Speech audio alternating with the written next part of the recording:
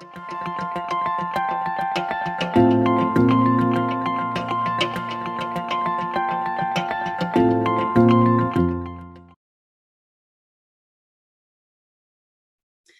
bien. Donc, tel qu'annoncé par Madame Toufa, je vais vous parler aujourd'hui du fait de travailler tout en étant en douleur à travers l'histoire des policiers du Québec, avec la douleur lombaire.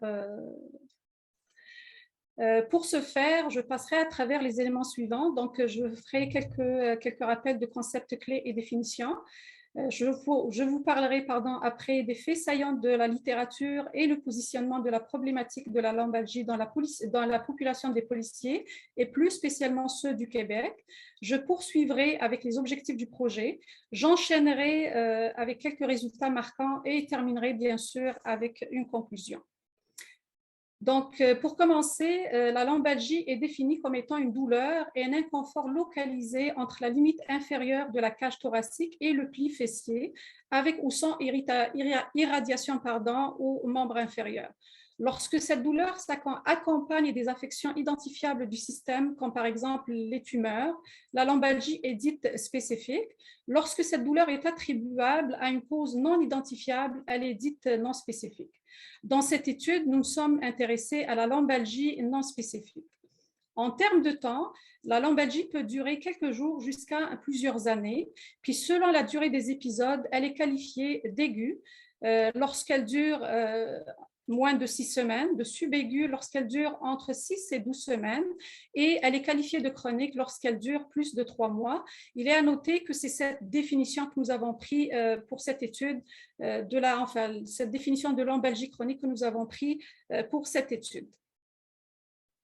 Pour ce qui est de la qualité de vie psychologique liée à la santé, cette dernière, elle est définie comme la perception qu'a l'individu de sa santé physique et mentale.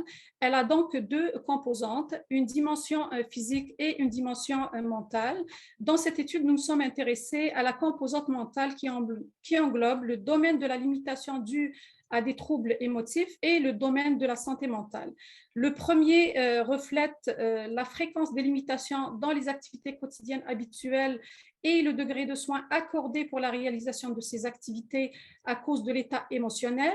Et le second reflète la fréquence à laquelle l'individu se sent calme et serein et la fréquence à laquelle il se sent découragé et triste. Je passe immédiatement aux principaux constats de la littérature et le positionnement du problème de la lombalgie chez les policiers du Québec. Donc, il est à noter qu'en 2017, dans un classement de plus de 300 problèmes de santé, la lombalgie a été en tête de liste pour ce qui est du nombre d'années vécues avec incapacité. Son impact est lourd sur le plan économique et psychologique à l'échelle de l'individu et puis à l'échelle de la société également. Il est important de noter que presque un tiers des incapacités dues à la lombalgie est attribuable au travail. J'aimerais également souligner que même si relativement une minorité des personnes ayant expérimenté un épisode aigu de lombalgie développe des symptômes chroniques, cette minorité consomme plus de 80% des coûts engendrés par la lombalgie. Également, la lombalgie chronique a un impact important sur la santé psychologique des personnes qui en souffrent. À titre d'exemple, je peux citer une étude longitudinale qui a porté sur 68 patients souffrant de lombalgie chronique. Ces derniers rapportent que la qualité de vie psychologique était plus problématique que celle des patients souffrant de cancer. Pour ce qui est des policiers de manière générale et de ceux du Québec plus particulièrement, on sait que les études ergonomiques démontrent que le travail du policier a évolué en rallongeant la liste des facteurs de risque de la lombalgie.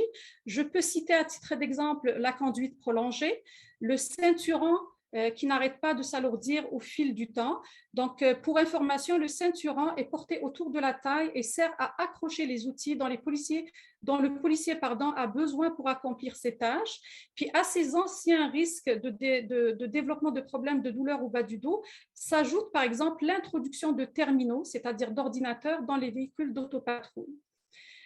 De plus en plus d'outils et de matériel sont ajoutés dans un habitacle d'autopatrouille dont l'espace total est resté le même, ce qui provoque des contraintes spatiales augmentant le risque de mauvaise posture pour l'appareil musculo-squelettique de manière générale et pour le bas du dos en particulier. Il est important de mentionner qu'au Québec, depuis 2001, la loi sur la police favorise la politique de visibilité et par conséquent, les policiers passent plus de temps à l'extérieur dans leur autopatrouille. Cette dernière s'est transformée en un vrai bureau ambulant non adapté pour maintenir la bonne santé musculo-squelettique des policiers. Donc, malgré le rallongement de la liste et des facteurs de risque de développement de la lombalgie, très peu d'études se sont penchées sur les problèmes de douleur musculo-squelettique et en particulier la lombalgie chez cette population de travailleurs. Au moment où cette étude a été réalisée, en 2014, seulement 2 études ont été recensées, une au Canada, publiée en 1998, et une autre au Royaume-Uni, publiée en 1996. L'étude canadienne a rapporté que la prévalence de la lombalgie chez les policiers passe de 5 à 55% après avoir commencé le travail dans la police. Également, elle conclut qu'il n'y a pas de différence entre la population générale et les policiers du Canada en termes de prévalence de la lombalgie. J'aimerais souligner par contre que les policiers sont jeunes et sont recrutés sur la base d'une excellente santé et que la population générale est composée, entre autres, de personnes âgées et de personnes en moins bonne santé que les policiers. J'attire votre attention également qu'aucune étude au Québec n'a été menée sur les policiers entre 1998 et 2014, malgré l'évolution du travail du policier durant les 2 dernières décennies. Une mise à jour, donc, c'est au sujet de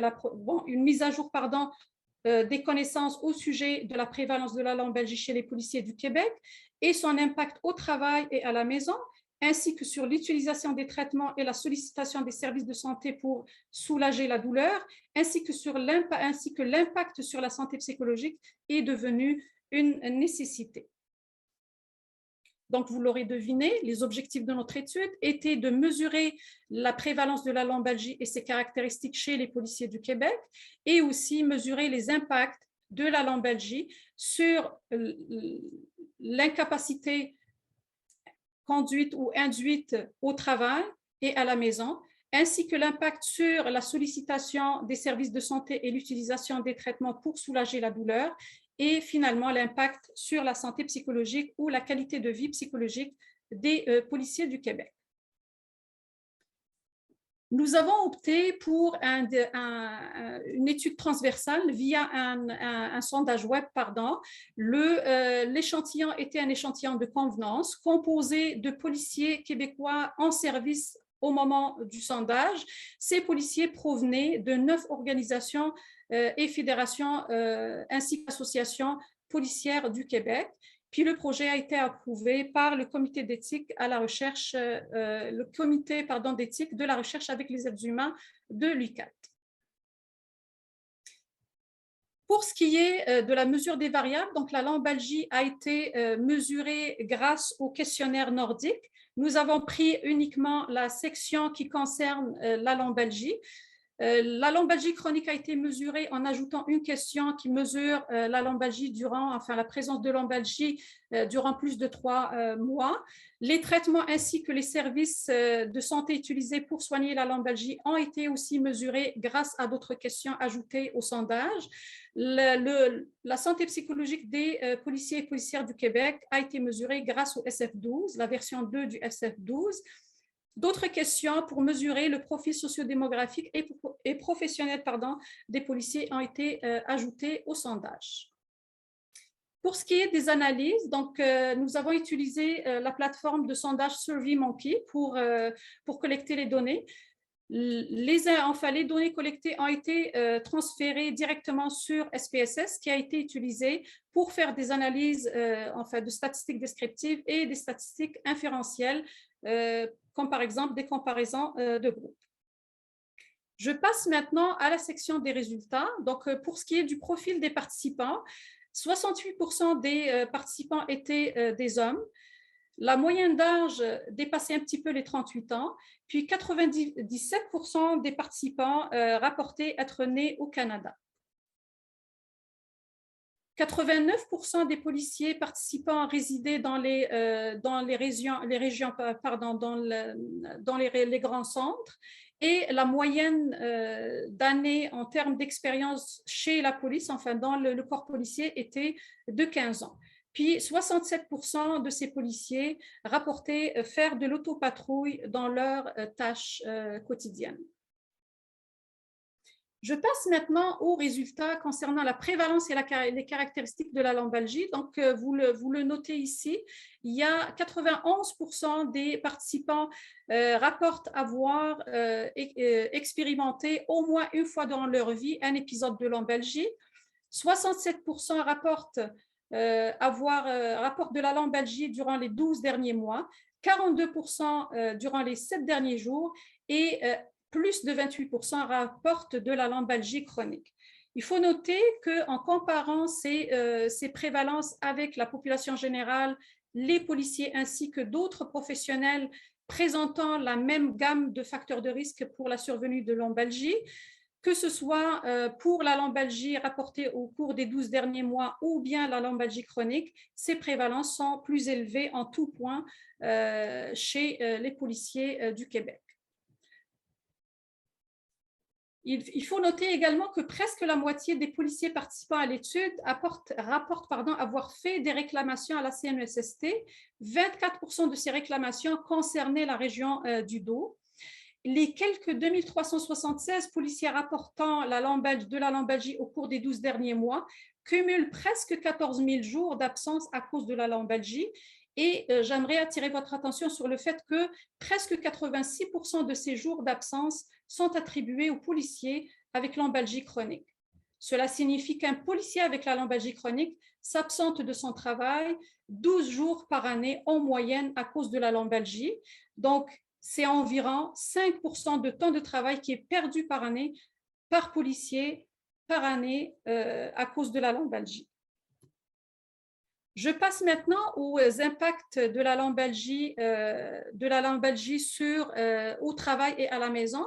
Donc, l'impact de la lombalgie rapportant des symptômes chroniques est plus élevé que chez les autres policiers rapportant de la lombalgie aiguë subaiguë. En ce qui concerne la réduction d'activités de travail, que ce soit au travail ou à la maison, la réduction des activités de loisirs, l'absence du travail au cours de la dernière année à cause de la lombalgie, avoir changé le travail ou bien les tâches à l'intérieur du travail au cours de la vie, et aussi la perception que la lombalgie est reliée au travail chez la police. Puis, j'aimerais vous informer également que toutes les différences que vous voyez devant vous sont statistiquement significatives. Je passe maintenant à l'impact de la lombalgie sur la sollicitation des soins de santé et aussi l'utilisation des médicaments ou des traitements pour soigner la douleur, pour soulager la douleur. Donc, vous le voyez ici, l'impact de la lombalgie chronique est plus élevé. Encore une fois, l'impact de la lombalgie chronique est plus élevé chez les policiers qui la rapportent comparativement aux policiers qui rapportent une lombalgie aiguë subaiguë. Donc, par exemple, pour avoir consulté un médecin durant la dernière année, l'utilisation actuelle de médicaments prescrits sur ordonnance, l'utilisation des médicaments utilisés, achetés sur le comptoir ou bien en vente libre, l'utilisation d'autres thérapies complémentaires comme la massothérapie, la physiothérapie, etc. Et aussi en rassemblant tous ces moyens de traitement, de sollicitation de services, les policiers ayant rapporté une lombalgie chronique, il y a 90% parmi eux qui disent avoir utilisé au moins l'un de ces moyens pour soulager la douleur. Puis, les différences qui sont notées entre le groupe qui souffre de lombalgie chronique versus le groupe qui ne souffre pas de lombalgie chronique, toutes ces différences sont statistiquement significatives. Je passe maintenant à l'impact de la lombalgie sur la qualité, la qualité de vie psychologique. Donc, en ce qui concerne les limitations dues aux troubles émotifs, le groupe des policiers rapportant une lombalgie chronique présente un problème cliniquement significatif quant à la limitation due aux troubles émotifs. Juste pour l'information, la signification clinique correspond à un 3 sur 100. Donc, sachant que le SF12, il mesure des scores de qualité de vie allant de 0 à 100. Plus le score est élevé, meilleure est la qualité de vie. Lorsqu'il y a un écart de 3 points sur les 100 qu'on vient de mesurer, on dit ici que la différence est cliniquement significative. Donc, juste pour le rappel de la définition pour la mesure de la qualité de vie. Donc, je reviens aux limitations dues aux troubles émotifs. Chez les policiers rapportant une lombalgie chronique, ces troubles émotifs, la différence est cliniquement significative et aussi statistiquement significative entre les policiers rapportant une lombalgie chronique et une lombalgie aiguë subaiguë, ou bien les policiers qui ne rapportent pas du tout de lombalgie. Donc, les policiers sans lombalgie avec ceux qui ne rapportent pas des symptômes chroniques se ressemblent, c'est-à-dire ceux-là et ce groupe-là. Donc, le groupe sans lombalgie versus le groupe lombalgie aiguë subaiguë. Donc, sur le plan clinique, la différence entre les groupes de policiers avec lombalgie chronique se trouve à la limite de la signification clinique. Je passe maintenant à la comparaison entre le groupe de lombalgie chronique versus d'autres populations de patients souffrant d'autres pathologies. Donc, il a été constaté qu'il y a une différence cliniquement significative entre la population générale dont le score est normé pour 50, d'accord? Puis, les scores étaient plus bas, bien entendu, sur les personnes, enfin, chez les policiers rapportant une lombalgie chronique avec un score de 44%. Ce score est comparable à une population souffrant de cancer ou de problèmes cardiaques. Encore là, les policiers rapportant une lombalgie chronique se distinguent par de plus faibles scores en santé mentale lorsqu'ils sont comparés aux autres groupes de l'étude. Par exemple, si je compare les personnes, enfin les policiers souffrant de lombalgie chronique versus lombalgie aiguë subaiguë, donc les scores sont différents avec un score plus faible pour les personnes qui souffrent de lombalgie chronique. La différence est statistiquement significative et elle se trouve à la limite de la signification clinique en allant de 2,4 à 2,8 de différence entre les différents groupes, entre les deux groupes de comparaison, c'est-à-dire lombalgie chronique versus policiers sans lombalgie, lombalgie chronique versus lombalgie aiguë subaiguë, pardon. Puis, elle est aussi inférieure à celle de la population générale pour l'information. Donc, encore là, les lombalgies chroniques sont comparables aux populations de patients avec pathologie grave. Donc, lorsque vient le moment de les comparer avec une population rapportant un cancer ou un problème cardiaque, comme vous le voyez ici, les chiffres montrent que les personnes, enfin les policiers rapportant une lombalgie chronique ont des scores comparables à ces populations de patients. Alors, pour conclure, même si les policiers sont recrutés sur la base d'une excellente santé physique et psychologique, ils ne sont pas épargnés de ce problème de douleur, en particulier le problème de lombalgie et lombalgie chronique en particulier. Chez eux, la lombalgie est très fréquente et plus prévalente en tout point comparativement à la population générale ou à d'autres populations de policiers ailleurs ou de travailleurs présentant des familles de risques comparables comme la conduite prolongée. Les recommandations émises aux organisations policières à partir de cette étude étaient de lancer des programmes de prévention et de prise en charge de la lombalgie. Je termine cette présentation avec une note positive.